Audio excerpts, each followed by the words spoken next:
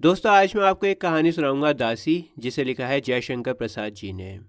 सबसे पहले आपको बैकग्राउंड समझाना पड़ेगा, नहीं तो कहानी आपके समझ में नहीं आएगी।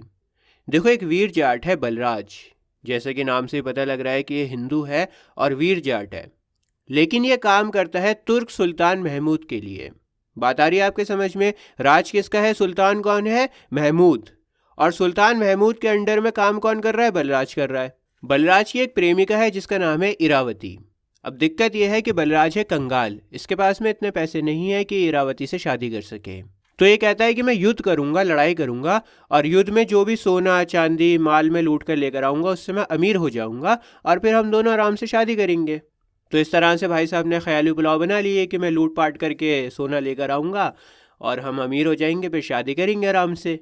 तो युद्ध शुरू होता है, लड़ाई शुरू होती है बलराज की। और ये किसके अंडर लड़ाई कर रहा है? सुल्तान महमूद के अंडर काम कर रहा है। इसके सामने थे सिलजूक। लेकिन दोस्तों, बलराज सिलजूकों से हार गया और उसके सारे सपनों पे पानी फिर गया। जो उसने सोचा था कि मैं लूट पाट करके लाऊंगा सोना चांदी और फिर आराम से शादी करूंगा, सारे सपने टूट गए उसके। इसके बाद में जो सुल्तान महमूद था ना, जिसके लिए बलराज ने युद्ध किया था, बलराज इसके यहाँ पे काम करता था।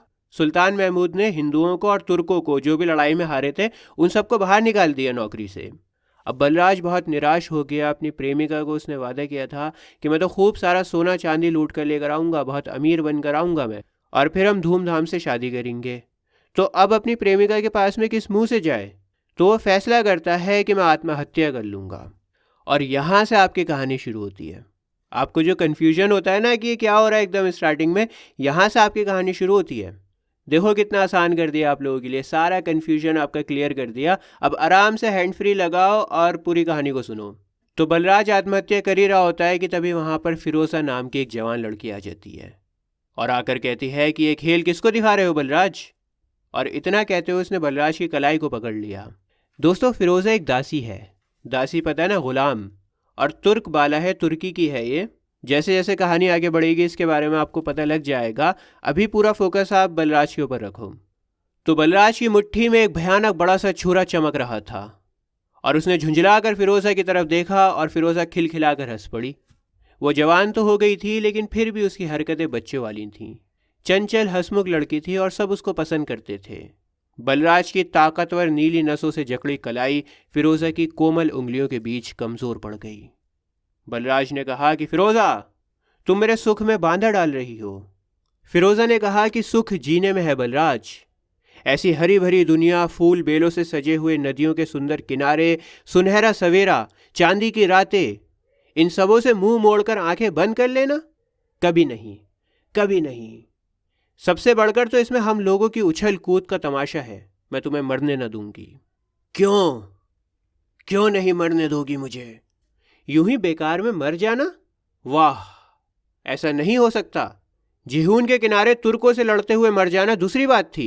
लड़ाई में तुम मर जाते कोई बात नहीं थी।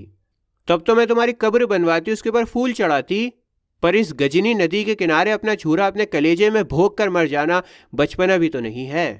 ये तुम क्या कर रहे हो? अगर लड़ाई में मर जाते तो कोई बात नहीं थी, मैं खुद तुम्हारी कब्र बनवाती। इसके बाद में फिरोजा और बलराज की आपस में बातें होती हैं। फिरोजा जानने की कोशिश करती है कि बलराज क्यों मरना चाहता है। तो फिर बलराज वो सारी बातें बताता है जो मैंने आपको स्टार्टिंग में बता दी कि सुल्तान ने तुर्कों को और हिंदुओं को नौकरी से निकाल दिया है, और अपनी प्रेमिका के बारे में बताता है कि अब मैं उससे शादी नहीं कर सकता, मैं तो हार गया। वही सब बातें जो मैंने आपको स्टार्टिंग में बताई हैं। स्टार्टिंग में इसलिए बताई हैं ताकि कोई कन्फ्यूजन ना रहे। तो फिरोजा उसे सलाह देती है कि वो हिंदुस्तान में चला जाए और हिंदुस्तान में जाकर इरावती को ढूंढे। अगर कहीं इरावती मिल जाए तो उसके साथ में गरीबी में किसी झोपड़े में ज़िंदगी गुजार लेना। इसके बाद फिरोजा बलराज को 5 दिरम देती है। कहती है कि मुझे 5 दिरम राजा साहब से कल इनाम में मिले थे, तो इन्हें तुम लेकर जाओ और अपनी प्रेमिका को जाकर भेंट करना। और दोस्तों, तभी वहाँ पर एक नया करैक्टर आता है जिसका नाम है तिलक, और तिलक को राजा साहब भी कहा जाता है। दोस्तों, तिलक की स्थिति काफ़ी साधारण थी, लेकिन अपनी मेहनत और काबिलियत के दम पर आज ये सुल्तान महमूद के सलाहकारों के पद पर है। सुल्तान महमूद के यहाँ पर बलराज भी काम करता था, लेकिन बलराज को नौकरी से निकाल दिया गया। लेकिन जो तिलक है ना, वो अभी भी सुल्तान महमूद के अंडर में काम करता है। जो सुल्तान महमूद के बहुत सारे सलाहकार हैं उनमें से एक तिलक भी है। पहले इसकी स्थिति काफ़ी साधारण थी, लेकिन इसमें काबिलियत बहुत थी, इसकी मेहनत बहुत थी, इसमें ईमानदारी बहुत है। तो इसीलिए ये सलाहकार है सुल्तान महमूद का। और तिलक सुल्तान महमूद का सबसे विश्वसनीय कर्मचारी था। सुल्तान महमूद बहुत भरोसा करते थे तिलक के ऊपर। तिलक ने फिरोज़ा और बलराज की सारी बातें सुन ली थीं, और वो भी बलराज को हिंदुस्तान में जाने की सलाह देता है। कहता है कि तुम हिंदुस्तान में चले जाओ। उसने बताया कि कुछ विरोधी गुलाम कल अहमद नियाज़गीन के पास में लाहौर जाने वाले हैं। अब ये अहमद नियाज़गीन कौन है? देखो, जिस तरह से बलराज और तिलक सुल्तान महमूद के यहाँ पे काम करते हैं, बिल्कुल वैसे ही अहमद नियाज़गीन भी सुल्तान महमूद के यहाँ पर ही काम करता है। लेकिन अहमद नियाज़गीन हिंदुस्तान में है, पंजाब का कुछ एरिया उसके पास में, वहाँ पे वो सुल्तान महमूद के लिए संभालता है पंजाब को। लेकिन ये इंसान बड़ा करप्ट है, इसकी नीयत साफ़ नहीं है।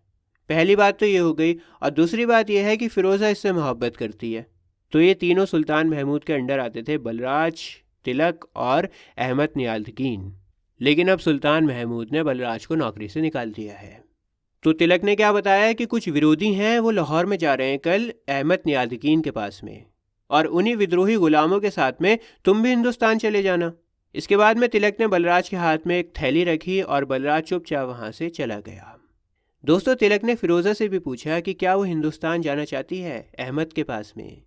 मैंने आपको बताया ना कि फ़िरोज़ा अहमद से मोहब्बत करती है, और अहमद ने हिंदुस्तान जाते हुए राजा साहब से यानी तिलक से कहा था कि वो 1000 सोने के सिक्के भेज देगा। और अहमद ने कहा था कि जब मैं 1000 सोने के सिक्के भेज दूंगा तब तुम फ़िरोज़ा को आज़ाद कर देना। अब फ़िरोज़ा की मर्ज़ी है कि वो हिंदुस्तान आना चाहे तो आ सकती है। बात आ रही है आपके समझ में? फ़िरोज़ा भी तो ग़ुलाम ही है ना, और ग़ुलाम को आज़ाद करने के लिए कीमत चुकानी पड़ती है, उसको ख़रीदना पड़ता है। तो अहमद ने ये वादा तो किया था कि मैं 1000 सिक्के भिजवा दूंगा हिंदुस्तान में जाने के बाद में, लेकिन उसने सिक्के नहीं भिजवाए। लेकिन फिर भी तिलक ने फ़िरोज़ा से कहा कि फ़िरोज़ा, तुम जा सकती हो, चंद सोने के टुकड़ों के लिए मैं तुम्हारा हृदय कुचलना नहीं चाहता। और फिर तिलक ने फ़िरोज़ा से कहा कि तुम जाओ और अहमद को जाकर समझाना कि वो हिंदुस्तान में लूटपाट ना किया करे। पंजाब के बाहर के इलाकों में वो इधर उधर लूटपाट करता रहता है। मैं कुछ दिनों में सुल्तान से कहकर ख़जाने का और माल गुजारी का अधिकार उसको दिलवा दूंगा। मैं रोज़गार दिलवा दूंगा उसको, ख़जाने का और माल गुजारी का अधिकार दिलवा दूंगा। उससे कहो, समझाओ उसको जाके कि लूटपाट ना करा करे। देखो, अहमद भी सुल्तान महमूद के यहाँ पे ही काम करता है, लेकिन अगर वो बदमाशी करता रहेगा, लूटपाट करता रहेगा, सुल्तान के हुक्म नहीं मानेगा, तो फिर सुल्तान उसको काम नहीं देंगे ना, जिम्मेदारी नहीं सौंपेंगे। तो इस बात का डर है तिलक को। तभी वो फ़िरोज़ा से कह रहा है कि तुम उससे प्यार करती हो, तुम्हारी बात सुनेगा, तुम जाकर समझाओ उसको। और फिर तिलक कहता है कि दरबार में इस बात पर बहुत गर्मा गर्मी है कि अहमद की नीयत ख़राब है। कहीं ऐसा ना हो कि सुल्तान मुझे ही इस काम के लिए भेज दें, क्योंकि दरबार में सबको अहमद की नीयत ख़राब लगती है, सही आदमी नहीं लगता वो। अब देखो, तिलक हिंदुस्तान नहीं जाना चाहता। वो चाहता है कि हिंदुस्तान की सारी जिम्मेदारी अहमद के ऊपर ही रहे। और वो क्यों हिंदुस्तान नहीं जाना चाहता, इसकी वजह आगे बताता है फ़िरोज़ा को। कहता है कि मैं हिंदुस्तान नहीं जाना चाहता क्योंकि मेरी एक बहन है इरावती, और इतने बरसों में मैंने ये जानने की कोशिश भी नहीं करी कि वो ज़िंदा है या मर गई। अपनी इच्छाओं में मैं अपनी जन्मभूमि हिंदुस्तान को और अपनी बहन इरावती को भूल बैठा। अब अगर मुझे हिंदुस्तान जाना पड़ गया, सुल्तान महमूद ने मुझे हिंदुस्तान भेज दिया, तो अपनी बहन को क्या मुँह दिखाऊंगा? मेरी बहन कितनी तकलीफ़ों में होगी, और क्या पता वो मर चुकी हो। फ़िरोज़ा, तुम अहमद को जाकर समझाना कि मेरी दोस्ती के नाते वो मुझे इस दुख से बचा ले, हिंदुस्तान की जिम्मेदारी उठा ले, मुझे हिंदुस्तान में ना जाना पड़े, मैं इस दुख से बच जाऊं। अब दोस्तों, तिलक की जो बहन है ना इरावती, जो हिंदुस्तान में रहती है, ये वही इरावती है जिससे बलराज मोहब्बत करता है।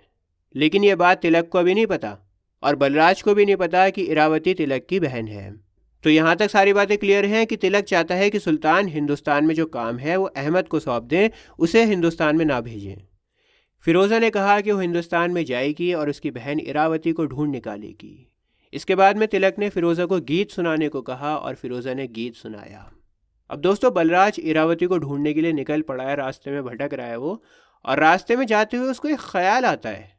वो सोचने लगता है कि उसकी प्रेमिका इरावती की उज्ज्वलता पर संसार के काले हाथों ने अपनी छाप लगा दी होगी। कहने का मतलब ये है कि इरावती की पवित्रता ख़त्म हो चुकी होगी, वो फिज़िकल रिलेशन में आ चुकी होगी किसी के साथ में। बहुत टाइम हो गया ना इरावती से मिले हुए, उसका ख्याल नहीं रख पाया, वो रक्षा नहीं कर पाया इरावती की। तो किसी ना किसी ने इरावती को दूषित कर दिया होगा। और इसी बीच बलराज ने अपनी लाल आंखों से एक बहुत बड़े मंदिर को देखा, और मंदिर को देखकर मानो वो पागल सा हो गया, बावला हो गया। वो मंदिर में जाके उसने कहा, देव, मैंने अपनी ज़िंदगी में जानबूझकर कोई पाप नहीं किया है। तो मैं किसके लिए तुमसे माफ़ी मांगूं? मैंने तो कोई पाप किया ही नहीं है। वैसे गजनी के सुल्तान के यहाँ पर मैंने नौकरी तो करी है, पर वो मेरे वश में नहीं थी। चलो ठीक है, फिर भी मैं तुमसे माफ़ी मांगता हूँ, चाहे मेरी गलती हो या ना हो, मैं फिर भी तुमसे माफ़ी मांगता हूँ। बस एक बार मुझे इरावती की झलक दिखा दो, कृपा करो, मुझे बचा लो। तो यहाँ पर ना वो भगवान के सामने मंदिर में गिड़गिड़ाकर मन्नत मांग रहा है कि मैं एक बार इरावती को देखना चाहता हूँ। प्रार्थना करके बलराज ने जैसे ही सर उठाया ना, तो उसने देखा कि एक औरत है जो सिल्क के कपड़े पहनी हुई है, उसके हाथों में फूलों की सजी हुई डाली है और वो चली जा रही है। और वो औरत और कोई नहीं बल्कि इरावती ही थी। बलराज की दुआ कबूल हो चुकी थी। उसने चाहा कि वो इरावती को बाहों में ले ले, लेकिन इरावती ने उसे रोक दिया और कहा कि बलराज, तुम मेरी रक्षा नहीं कर सके। मैं अत्याचारियों के हाथों कलंकित की गई। अब मैं पवित्र नहीं हूं, मैं दूषित हो चुकी हूं। और अब तुम मुझे पत्नी कैसे बना पाओगे? बलराज ने कहा कि मेरे प्रेम की पवित्रता की जो आग है ना, वो आग तुम्हारे पवित्रता को उज्जवल कर देगी। कहने का मतलब ये है कि अगर तुम दूषित हो भी चुकी हो, तब भी मेरा प्रेम तुम्हें दोबारा से पवित्र कर देगा। लेकिन दोस्तों, इरावती बलराज से कहती है कि मैं तुम्हारे साथ में नहीं जा सकती, नहीं जा सकती, नहीं जा सकती। आज मैं खरीदी हुई एक दासी हूँ, एक दासी जिसे मलेच्छों ने काशी में एक बड़े आदमी को 500 रुपये में बेच दिया है। और नियम यह है कि मैं उस घर के गंदे से गंदे काम को भी करूँगी और मेरे जिस्म पर सारी ज़िंदगी उसका अधिकार रहेगा। ये नियम मुझे मानने ही पड़ेंगे, मैं इनको तोड़ नहीं सकती हूँ। दोस्तों, इरावती के साथ में ना उसकी मालकिन भी आई हुई थी दर्शन करने के लिए मंदिर में। ये दासी बन चुकी है ना, गुलाम बन चुकी है, तो अपनी मालकिन के साथ में आई थी मंदिर में। तो कहती है कि मेरी जो मालकिन है उसका रथ काफ़ी दूर निकल गया होगा, जो घोड़ा गाड़ी है वो दूर निकल गई होगी, मुझे जाना ही पड़ेगा वरना मुझे डांट पड़ेगी। और इसके बाद में इरावती वहाँ से चली गई। बलराज एक बार फिर से इरावती को देखने के लिए बेचैन हो गया था और वो उसी रास्ते पर जाने लगा जिस रास्ते इरावती गई थी, लेकिन इरावती उसको नहीं मिली। बलराज कई दिनों तक पागलों की तरह से शहर के चक्कर लगाता इधर से उधर घूमता, लेकिन उसको इरावती कहीं नहीं मिली। और फिर निराश होकर उसने फैसला किया कि वो काशी को छोड़कर यहाँ से चला जाएगा। तो वो अपना होश गंवाए चलता रहा, न जाने कब तक चला। और फिर वो एकदम से चौंक उठा जब उसने डांट सुनी, देखकर नहीं चलता। बलराज ने चौंक कर देखा कि घुड़सवारों की एक लंबी लाइन आ रही है, एक लंबी कतार आ रही है घुड़सवारों की, और ऐसा लगता था जैसे सब घोड़े के व्यापारी हों।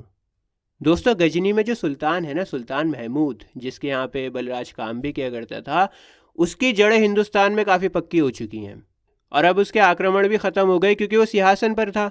सिंहासन उसको मिल गया है, कंट्रोल मिल गया है, तो आक्रमण क्यों करेगा? आक्रमण भी उसके ख़त्म हो गए। पंजाब तो सुल्तान महमूद के पास में था ही। उसका सेनापति कौन था? अहमद नियाल्तगीन।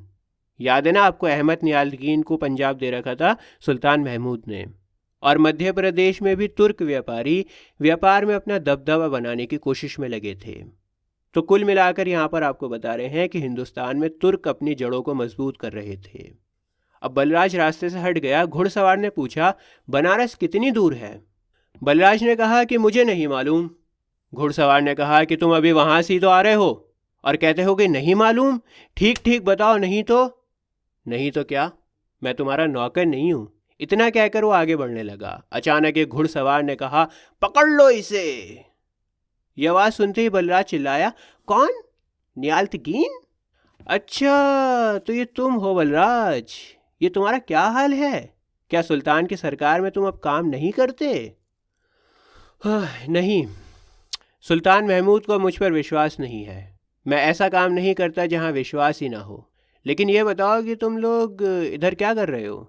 सुना है बनारस एक खूबसूरत और पैसे वाला शहर है और और क्या? अरे कुछ नहीं, बस ऐसे ही देखने आया हूँ। दोस्तों, अहमद नियाल्तगीन बलराज से भी कहता है कि तुम भी मेरे साथ में चलो बनारस। मैं तुम्हारी तलवार की कीमत को जानता हूँ। बहादुर लोग इस तरह से नहीं रह सकते। बलराज नियाल्तगीन के साथ में जाने से पहले तो मना कर देता है, लेकिन जब उसे पता लगता है कि नियाल्तगीन के साथ में फिरोज़ा भी है, तो फिर वो राज़ी हो जाता है नियाल्तगीन के साथ बनारस जाने के लिए। दरअसल फिरोज़ा को बनारस से कपड़े वगैरह ख़रीदने हैं, शॉपिंग करनी है, तो ये लोग मार्केट में जा रहे हैं। अब दोस्तों, आगे की कहानी मैं आपको पार्ट 2 में पढ़ाऊँगा। बहुत आसान करके आपको पढ़ा रहा हूँ। पार्ट 2 आपकी स्क्रीन के ऊपर आ रहा है, इसके ऊपर आप क्लिक करो। मिलता हूँ आपसे किसी और वीडियो में। जय हिंद।